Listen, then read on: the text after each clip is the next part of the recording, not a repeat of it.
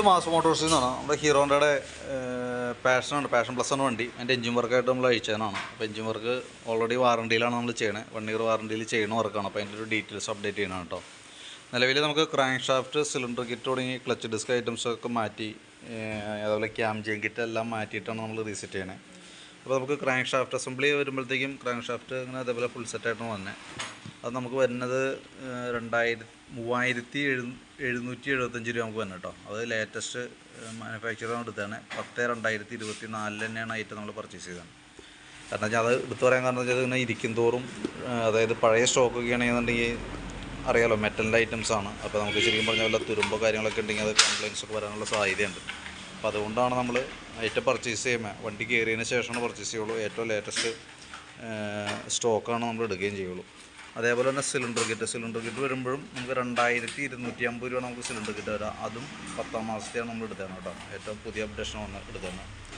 പിന്നെ അതേപോലെ തന്നെ സിലിണ്ടർ കിറ്റ് എന്ന് പറയുമ്പോൾ സിലിണ്ടർ വരുന്നുണ്ട്, സിലിണ്ടർ പിസ്റ്റൺ, അതേപോലെ പിസ്റ്റൺ റിങ്സ് അടക്കമുള്ള ഐറ്റംസാണ് നമുക്ക് അതിന് സിലിണ്ടർ കിറ്റിനകത്ത് തന്നെ.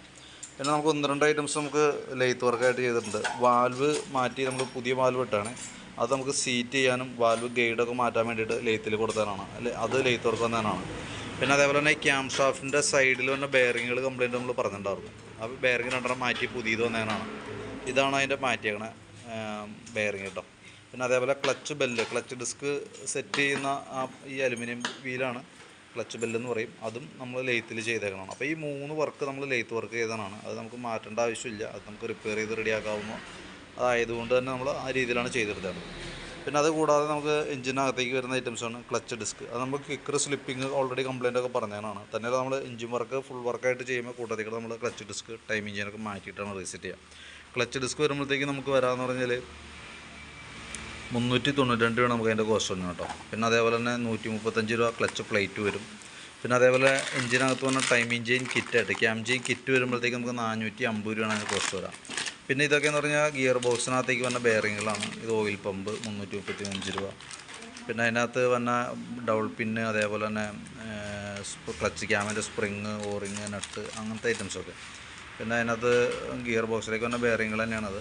അപ്പോൾ അത്യാവശ്യം നമ്മൾ അതുമായി ബന്ധപ്പെട്ട എല്ലാ ഭാഗങ്ങളും തന്നെ ക്ലിയർ ചെയ്തിട്ടാണ് നമ്മൾ റീസെറ്റ് ചെയ്യുക. അതേപോലെ തന്നെ നമ്മൾ അതിനകത്ത് എഞ്ചിൻ ഓയിൽ ചൂസ് ചെയ്യുന്നത് ഹീറോൻ്റെ ജെനുവിൻ ഓയിൽ തന്നെയുണ്ട്. അപ്പോൾ ഇത് തന്നെ വേണം നമുക്ക് കണ്ടിന്യൂസ് ആയിട്ട് നമുക്ക് ഉപയോഗിക്കാനായിട്ട്. ഇത് തന്നെയാണ് ഏറ്റവും ബെറ്റർ കേട്ടോ. കാരണം എന്ന് വെച്ചാൽ നമുക്ക് 380 രൂപയാണ് നമുക്ക് അതിന് കോസ്റ്റ് വരാം.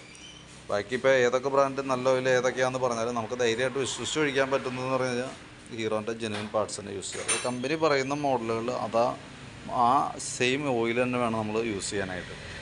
അപ്പോൾ നമ്മൾ ആ രീതിയിൽ വണ്ടി സെറ്റ് ചെയ്തുകൊണ്ടിരിക്കുകയാണ്. ഇന്നത്തേക്ക് വൈകിട്ടത്തേക്ക് നമുക്ക് ക്ലോസ് ചെയ്ത് തരാമെന്നുള്ള രീതിയിലാണ് ചെയ്തുകൊണ്ടിരിക്കുന്നത്.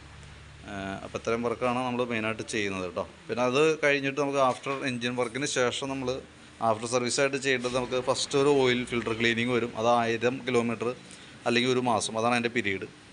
4 സർവീസാണ് വരാം. 4 ജനറൽ സർവീസായിട്ടാണ് വരാം, ഓരോ 4 മാസം കൂടുമ്പോഴും. അതിൻ്റെ ഡീറ്റെയിൽസ് നമ്മൾ ഇവിടുന്ന് വണ്ടി കൊണ്ടുപോകുമ്പോൾ ഓൾറെഡി ആ ബില്ലിൻ്റെ പുറത്ത് തന്നെ എഴുതിയ കറക്റ്റായിട്ട് അതിൻ്റെ ഡീറ്റെയിൽസ് പറഞ്ഞു തരും. വർക്ക് കംപ്ലീറ്റ് ആയതിന് ശേഷം ഞാൻ വീണ്ടും അതിൻ്റെ വീഡിയോസ് അപ്ഡേറ്റ് ചെയ്യാം. അപ്പോൾ ആ കൂട്ടത്തിലും കൃത്യമായിട്ട് അതിൻ്റെ ഡീറ്റെയിൽസ് പറഞ്ഞു തരാം കേട്ടോ. ഇതൊക്കെയാണ് മെയിനായിട്ട് നമ്മളതുമായി ബന്ധപ്പെട്ട് ചെയ്യുന്ന വർക്കുകൾ. അപ്പോൾ അതിൻ്റെ ഡീറ്റെയിൽസ് അപ്ഡേറ്റ് ചെയ്തെന്നുള്ളൂ.